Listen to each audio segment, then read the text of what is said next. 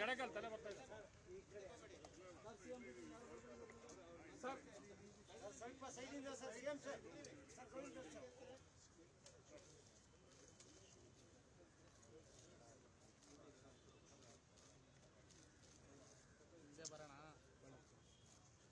Sir ಈ ಕಡೆ sir, sir sir sir sir Gadakal sir, CM sir.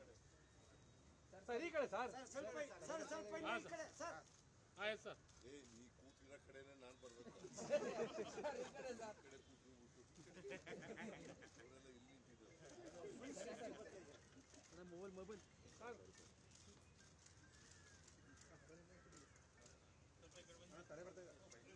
Sir sir sir down down down down sir ಈ ಕಡೆ sir, sir ಈ ಕಡೆ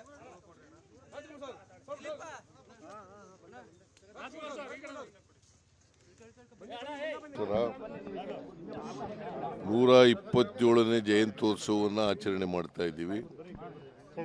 ಇವತ್ತು ಅವರ ಪ್ರತಿಮೆಗೆ ಸರ್ಕಾರದ ವತಿಯಿಂದ ಮಾಲಾರ್ಪಣೆ ಮಾಡಿ ಅವರನ್ನು ಸ್ಮರಣೆ ಮಾಡ್ಕೊಳ್ತಕ್ಕಂಥ, ಅವ್ರಿಗೆ ಗೌರವಿಸ್ತಕ್ಕಂಥ ಕೆಲಸವನ್ನು ಮಾಡ್ತಾ ಇದ್ದೀವಿ. ನಿಮಗೆಲ್ಲ ಗೊತ್ತಿದೆ, ಸುಭಾಷ್ ಚಂದ್ರ ಬೋಸ್ರವರು ಅಪ್ರತಿಮ ಸ್ವಾತಂತ್ರ್ಯ ಹೋರಾಟಗಾರರು. ಅವರು ಕಾಂಗ್ರೆಸ್ಸಿನ ಅಧ್ಯಕ್ಷರಾಗೂ ಕೂಡ ಇದ್ದರು. ಅವರು ಸ್ವಾತಂತ್ರ್ಯ ಹೋರಾಟದಲ್ಲಿ ಕಾಂಗ್ರೆಸ್ ಪಕ್ಷ ಭಾಗಿಯಾಗಲಿಕ್ಕೆ ಮತ್ತು ಅದರಲ್ಲಿ ಸಂಪೂರ್ಣ ತೊಡಗಿಸ್ಕೊಂಡಿದ್ದಂಥ ಸುಭಾಷ್ ಚಂದ್ರ ಬೋಸ್ರವರು ಗಾಂಧೀಜಿಯವರಿಗೆ ಮತ್ತು ಇವರಿಗೆ ಸ್ವಲ್ಪ ಭಿನ್ನಾಭಿಪ್ರಾಯಗಳು ಬಂತು. ಸ್ವಾತಂತ್ರ್ಯ ಹೋರಾಟದ ಬಗ್ಗೆ ಗಾಂಧೀಜಿಯವರಿಗೆ ಮತ್ತು ಸುಭಾಷ್ ಚಂದ್ರ ಬೋಸ್ರವರಿಗೆ ಸ್ವಲ್ಪ ಹೋರಾಟದ ಹಾದಿ, ಯಾವ ಥರದ ಹಾದಿ ಇರಬೇಕು ಅಂತಕ್ಕಂಥದ್ರ ಬಗ್ಗೆ ಇವರು ಮಹಾತ್ಮ ಗಾಂಧೀಜಿಯವರು ಶಾಂತಿ ಅಹಿಂಸೆ ಮೂಲಕ ನಾವು ಸ್ವಾತಂತ್ರ್ಯವನ್ನು ಗಳಿಸ್ಕೋಬೇಕು, ಚಳವಳಿಗಳ ಮೂಲಕ ಶಾಂತಿಯುತವಾಗಿ ಚಳವಳಿ ಮಾಡೋದ್ರ ಮೂಲಕ ಗಳಿಸ್ಕೋಬೇಕು ಅಂತಕ್ಕಂಥದ್ದು. ಇವರು ಅದಕ್ಕೆ ತದ್ವಿರುದ್ಧವಾದಂಥ ನಿಲುವನ್ನು ಸುಭಾಷ್ ಚಂದ್ರ ಬೋಸ್ರವರು ಮಾಡ್ಕೊಂಡಿದ್ದರು. ಹಾಗಾಗಿ ಅವರಿಗೆ ಈ ವಿಚಾರದಲ್ಲಿ ಭಿನ್ನಾಭಿಪ್ರಾಯ ಇತ್ತು. ಬೇರೆ ವಿಚಾರಗಳಲ್ಲಿ ಗಾಂಧೀಜಿಯವ್ರ ಬಗ್ಗೆ ಅಪಾರವಾದ ಗೌರವವನ್ನು ಇಟ್ಟಿದ್ರು. ಆದರೆ ಈ ವಿಚಾರದಲ್ಲಿ ಮಾತ್ರ ಸ್ವಲ್ಪ ಅವರ ಆಲೋಚನೆಗಳಲ್ಲಿ ಭಿನ್ನಾಭಿಪ್ರಾಯಗಳು ಇತ್ತು. ಹಾಗಾಗಿ ಅವರು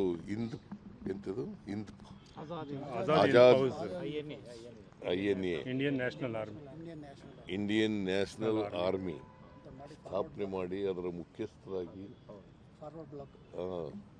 ಫಾರ್ವರ್ಡ್ ಬ್ಲಾಕ್ ಅಂತ ಇದು ಮಾಡಿದರು. ಸೊ ಹಾಗಾಗಿ ಅವರು ವಿಮಾನ ದುರಂತದಲ್ಲಿ ಸಾವಿಗೀಡಾದರು ಅಂತೇಳಿ ನಾವೆಲ್ಲರೂ ಕೂಡ ತಿಳ್ಕೊಂಡಿರ್ತಕ್ಕಂಥದ್ದು. ಜಪಾನ್ ದೇಶದಲ್ಲಿ ಅವರು ವಿಮಾನ ದುರಂತದಲ್ಲಿ ಸಾವಿಗೀಡಾದರು ಅಂತ ತಿಳ್ಕೊಂಡಿದ್ದೀವಿ. ಬಟ್ ಅಪ್ರತಿಮ ಸ್ವಾತಂತ್ರ್ಯ ಪ್ರೇಮಿ, ದೇಶ ಪ್ರೇಮಿ. ಅವರು ನಮಗೆಲ್ಲ ಆದರ್ಶ. ಅವರ ಆದರ್ಶಗಳಿದ್ದಾವಲ್ಲ, ಅವರ ತತ್ವಾದರ್ಶಗಳು, ಅವು ನಾವೆಲ್ಲರೂ ಕೂಡ ಅನುಸರಿಸಬೇಕಾದಂಥದ್ದು.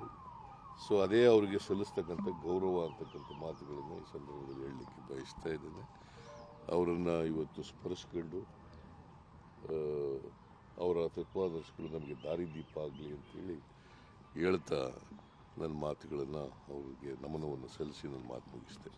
ಸರ್, ಇವತ್ತು ಪ್ರತಿಭಟನೆ ಮಾಡ್ತಾ ಇದೆ ಕಾಂಗ್ರೆಸ್ ಬಿಜೆಪಿ ವಿರುದ್ಧ. ಫ್ರೀಡಂ ಪಾರ್ಕ್ ನಲ್ಲಿ ಕಾಂಗ್ರೆಸ್ DK ಶಿವಕುಮಾರ್ ಅವರ ಮುಂದಾಳತ್ವದಲ್ಲಿ ಪ್ರತಿಭಟನೆ ನಡೀತಾ ಇದೆ. ಬಿಜೆಪಿಯವರು ಅಸ್ಸಾಮಲ್ಲಿ ರಾಹುಲ್ ಗಾಂಧಿ ಅವ್ರಿಗೆ ಅಡ್ಡ ಹಾಕಿದ ವಿಚಾರಕ್ಕಾಗಿ ಪಾದಯಾತ್ರೆನ ಅಡ್ಡ ಆಗ್ತಕ್ಕಂಥದ್ದು ಇದೆಯಲ್ಲ, ಅದು ನನ್ನ ವ್ಯಕ್ತಿ ಸ್ವಾತಂತ್ರ್ಯವನ್ನು ಕಸ್ಕೊಳ್ತಕ್ಕಂಥ ಪ್ರಯತ್ನ. ಪಾದಯಾತ್ರೆ ಮಾಡೋದು ದೇಶದ ಸಮಸ್ಯೆಗಳನ್ನು ಅರ್ಥ ಮಾಡ್ಕೊಳ್ಳಿಕ್ಕೆ, ಸಮಾಜದ ಸಮಸ್ಯೆಗಳನ್ನು ಅರ್ಥ ಮಾಡ್ಕೊಳ್ಳಿಕ್ಕೆ, ಜನರ ಸಮಸ್ಯೆಗಳನ್ನು ಅರ್ಥ ಮಾಡ್ಕೊಳ್ಳಿಕ್ಕೆ ಪಾದಯಾತ್ರೆ ಮಾಡ್ತಾ ಇದ್ದಾರೆ ರಾಹುಲ್ ಗಾಂಧಿಯವರು. ಅದನ್ನು ತಡೆ ಓಡ್ತಕ್ಕಂಥ ಕೆಲಸವನ್ನು ಭಾರತೀಯ ಜನತಾ ಪಕ್ಷದ ಕೆಲವು ಪುಂಡ್ರುಗಳು ಮಾಡ್ತಾ ಇದ್ದಾರೆ. ಸೊ ಅದಕ್ಕೆ ಕಾಂಗ್ರೆಸ್ ಪಕ್ಷ ಪ್ರತಿಭಟನೆಯನ್ನು ಮಾಡ್ತಾ ಇದೆ. BJP ವಿರುದ್ಧ ಪ್ರತಿಭಟನೆಯನ್ನು ಮಾಡ್ತಾರೆ.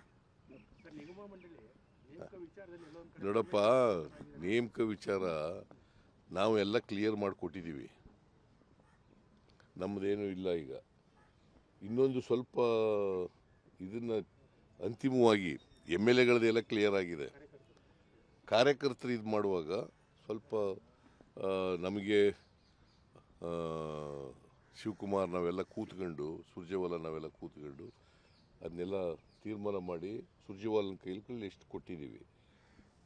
ಅದು ವೇಣುಗೋಪಾಲ್ ಅವರಿಂದ ಸೈನ್ ಆಗಿ ಬರಬೇಕಷ್ಟೆ. ನಮ್ಮ ಸಲಹೆ ಪಡೆದಿಲ್ಲ ಅಂತ ಪರಮೇಶ್ವರ್ ಅವರು ಹೇಳಿದ್ದಾರೆ ಸರ್. ನಮ್ಮ ಸಲಹೆ ಕೂಡ ಪಡ್ಕೊಂಡಿಲ್ಲ, ಅದಕ್ಕೆ ನಿಧಾನ ಅಂತ ಹೇಳ್ತಾ ಇದ್ದಾರೆ ಸರ್. ಪರಮೇಶ್ವರ್ ಈ ಸಲ ಹೇಳಿಕೆ ಕೊಟ್ಟರು ಸರ್. ಇದು ಎಲ್ಲರ ಸಲಹೆನೂ ಪಡ್ಕೊಳ್ಳೋಕೆ ಕಷ್ಟ ಆಗ್ತದೆ. ನಾನು ಮಾತಾಡಿದ್ದೀನಿ ಅವ್ರ ಜೊತೆ. ಸರ್, ಪ್ರಮುಖ ಬಿಜೆಪಿ 3 ತಿಂಗಳಲ್ಲಿ 3 ಕೋಟಿ ಜನರನ್ನ ಅಯೋಧ್ಯೆಗೆ ಕಳಿಸಬೇಕು ಅಂತ ಒಂದು ಅಭಿಯಾನ ಹಮ್ಮಿಕೊಂಡಿದೆ. ಇದ್ರ ಬಗ್ಗೆ ಏನು ಹೇಳ್ತೀರಾ? ಸ್ಟೇಟ್ ಇಂದ ಏನಾದರೂ ಆ ಥರದ ಪ್ರೋಗ್ರಾಮ್ಸ್ ಇದೆಯಾ ಸರ್? ಇಲ್ಲಿ ರಾಮ ಮಂದಿರ ಇದಕ್ಕೆ 3 ಕೋಟಿ ಜನರನ್ನು ಇಲ್ಲಿರೋ ರಾಮ ಮಂದಿರಗಳೇನು ಇವು ರಾಮ ಮಂದಿರಗಳಲ್ಲೋ ಇಲ್ಲಿರೋವು? ಕರ್ನಾಟಕದಲ್ಲಿ ಹಳ್ಳಿಗಳಲ್ಲಿ ರಾಮ ಮಂದಿರಗಳಿದ್ದಾವಲ್ಲ, ಅವೆಲ್ಲ ರಾಮ ಮಂದಿರಗಳಲ್ವೇನಪ್ಪ? ಅಲ್ಲಿರೋ ಮೂರ್ತಿ ಶ್ರೀರಾಮ ಅಲ್ವಾ? ಅಲ್ಲಿರೋ ಮೂರ್ತಿ ಸೀತೆ ಅಲ್ವಾ? ಅಲ್ಲಿರೋ ಮೂರ್ತಿ ಲಕ್ಷ್ಮಣ ಅಲ್ವಾ? ಅಲ್ಲಿರೋ ಮೂರ್ತಿ ಆಂಜನೇಯ ಅಲ್ವಾ? ಲಕ್ಷ್ಮಣ ಸೀತೆನ ಬಿಟ್ಬಿಟ್ಟವ್ರಲ್ಲ. BJPಯವರು ರಾಜಕೀಯ ಮಾಡಲಿಕ್ಕೆ ಹೊರಟಿದ್ದಾರೆ. ನಾವು ವಿರೋಧ ಮಾಡೋದೇ ಅವ್ರ ರಾಜಕೀಯನ. ನಾವು ಗೌರವಿಸೋದು, ಪ್ರೀತಿಸೋದು, ಪೂಜೆ ಮಾಡೋದು ಎಲ್ಲವೂ ಕೂಡ ಮಹಾತ್ಮ ಗಾಂಧೀಜಿಯವರು ಹೇಳಿದಂಥ ರಾಮನ್ನ, ರಾಮಾಯಣದ ರಾಮನ್ನ, ದಶರಥನ ಮಗನ್ನ, ಶ್ರೀರಾಮಚಂದ್ರನ್ನ, BJP ರಾಮನ್ನಲ್ಲ.